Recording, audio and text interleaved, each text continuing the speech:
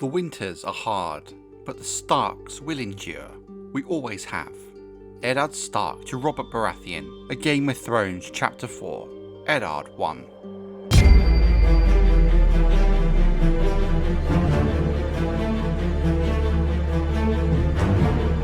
The last king of House Stark was Torrhen Stark, who will forever be remembered as the king who knelt. Torrhen bent the knee to Aegon the Conqueror on the banks of the River Trident after learning the sheer power of the Targaryen dragons. Thanks to events such as the burning of Harrenhal and the Field of Fire, Torrhen knew he had no way of stopping such power. But more than that, the Northerners greatly outnumbered by the huge army Aegon had at his back, one that had grown larger and larger as more lords fell or bent the knee. Even without the dragons, Torrhen and the Northmen would have had a very difficult time and little hope of victory. While many still deride Torrhen Stark for this to this very day, by bending his knee to Aegon and giving up his crown, he saved countless northern lives, rising as Aegon the Conqueror's new Warden of the North and Lord of Winterfell. While no longer an independent kingdom, House Stark remained supreme within their own borders, in all but name. But this transition was not as clean-cut as history would make it seem.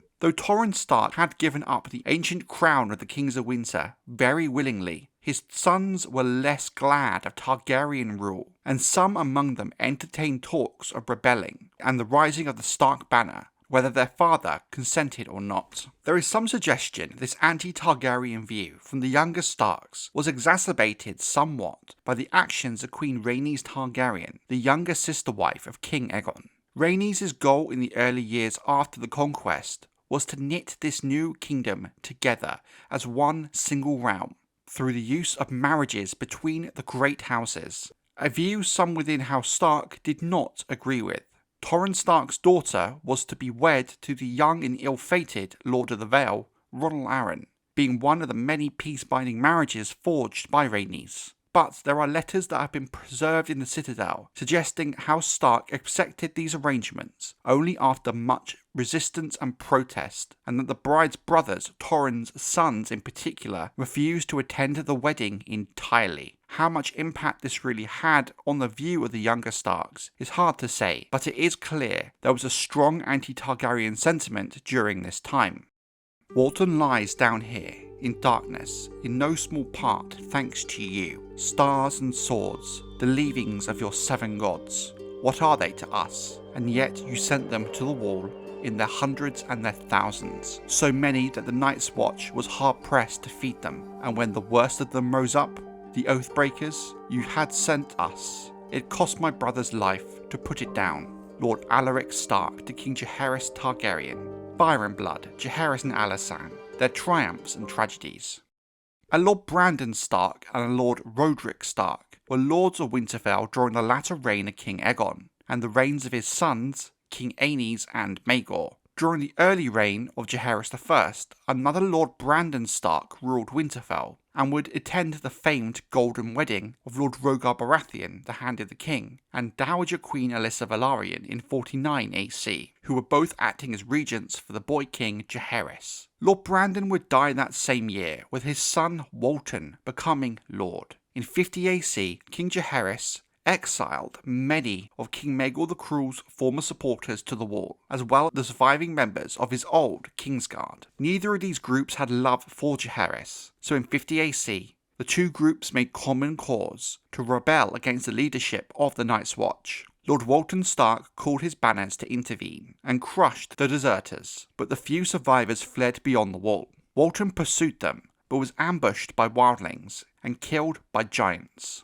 Walton was succeeded by his younger brother, Alaric, as Lord of Winterfell.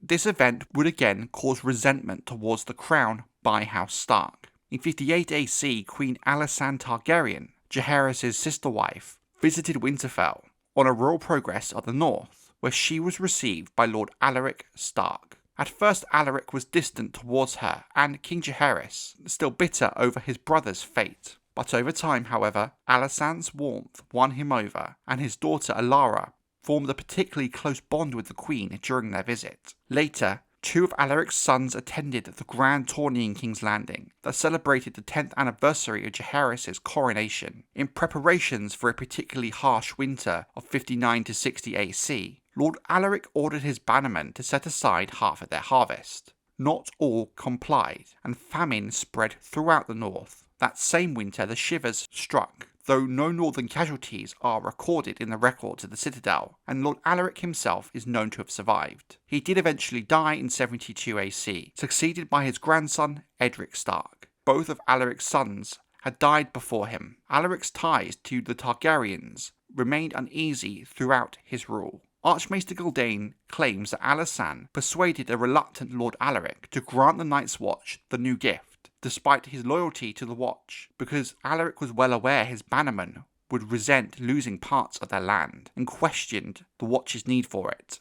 Maester Yandel, however, offers a different view, that Alaric opposed the grant not out of stubbornness, but that he foresaw the Night's Watch, too focused on threats beyond the wall, would neglect the new gift as they had neglected the original gift, and fail its tenets. Time would prove this fear justified, as the land eventually fell into disuse. Yandel also notes the letters preserved in the Citadel from Alaric's sons sought legal precedents against forced land donations. Whatever the truth, King Jaehaerys and Queen Alysanne ultimately earned favour in the north through their other acts of generosity, most notably their continued support of the Night's Watch and the construction of the King's Road, which stretched from the Neck to Winterfell and to the wall beyond. But some will argue that these events would play a role in the politics of the realm later into the reign of Jaehaerys, with old resentments still lingering. Half your men will die, Lord Stark. They died the day we marched, boy. Ben Jacob Blackwood. And Cregan Stark. Fire and blood. Aftermath. The hour of the wolf.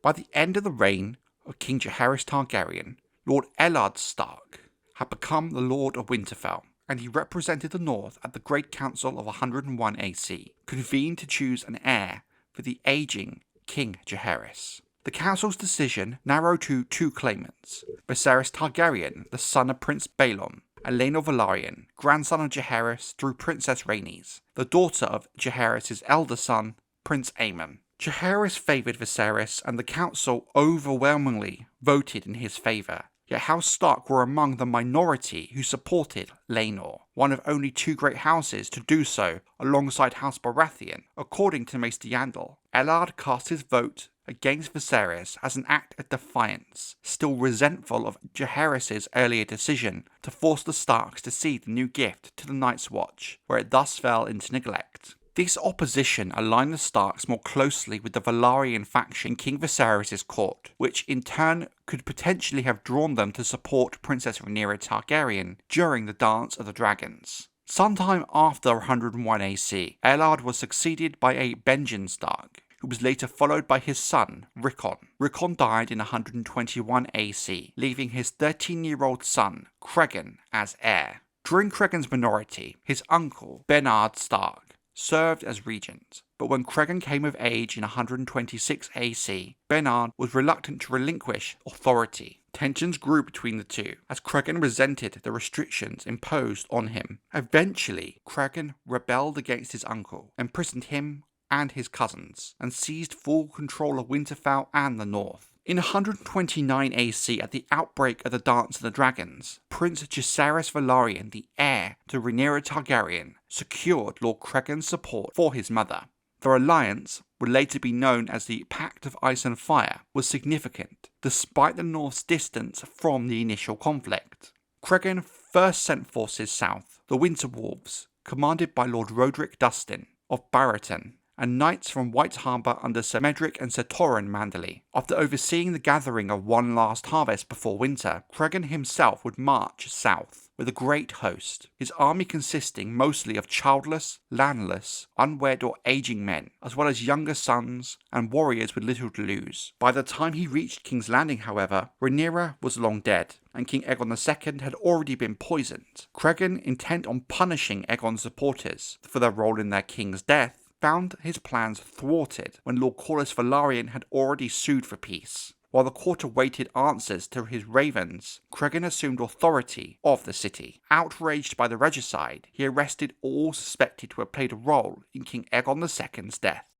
The city was his, to do with as he wished. The Northmen had taken it without drawing a sword or loosing an arrow, be they king's men or queen's men, stormlanders or seahorses, riverlords or gutter knights, highborn or low, common soldiers deferred to him, as if they had been born to his service. The writings of Eustace on Cregan Stark, Fire and Blood, Aftermath, The Hour of the Wolf.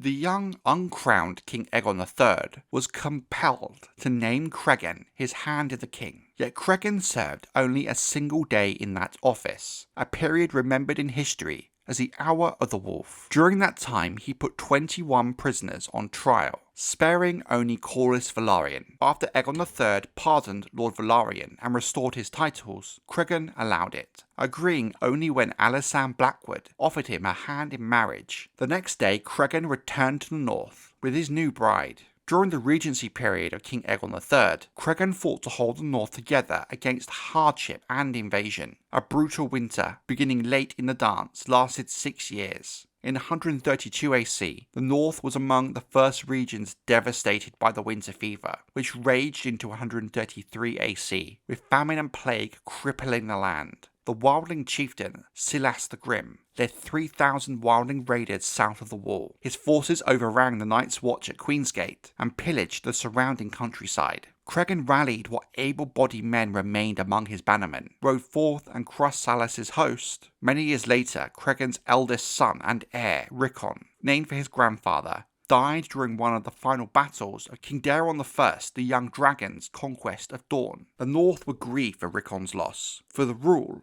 of Cregan's younger sons that followed proved to be far more troubled. Lord Cregan had 5 sons: Rickon, Jonel, Edric, Barthagon and Brandon. Rickon had died before his father, but left behind 2 daughters, Sansa and Serena. By the usual law of succession, Rickon's daughters, in theory, should have inherited before his younger brothers. Yet the North may yet have followed different customs, as no ruling lady of Winterfell or queen in the North has ever been recorded, and primogeniture was not strictly applied everywhere in the Seven Kingdoms. Upon Cregan's death, his second son Jonel succeeded him and married his half-niece Sansa. His brother Edric, the third son, wed Serena. Jonel's marriage was childless, and when he died, the title did not pass to Edric, but to their younger brother Barthagon. Though Edric may have died before Jonel, he had 2 sons and 2 daughters with Serena, and those descendants would normally have been ahead of Barthagon in line. The exact circumstances that placed Barthagon in power is a great mystery and remains uncertain. Barthagon later died childless, slain during a Scagosi rebellion during the reign of King Daeron II.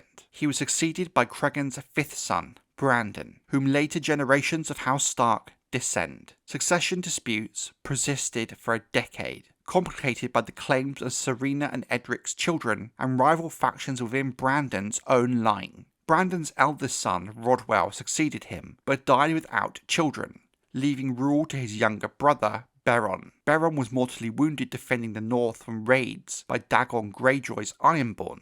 As he lay dying at Winterfell, the widows of House Stark pressed rival claims from their children, further muddying the succession.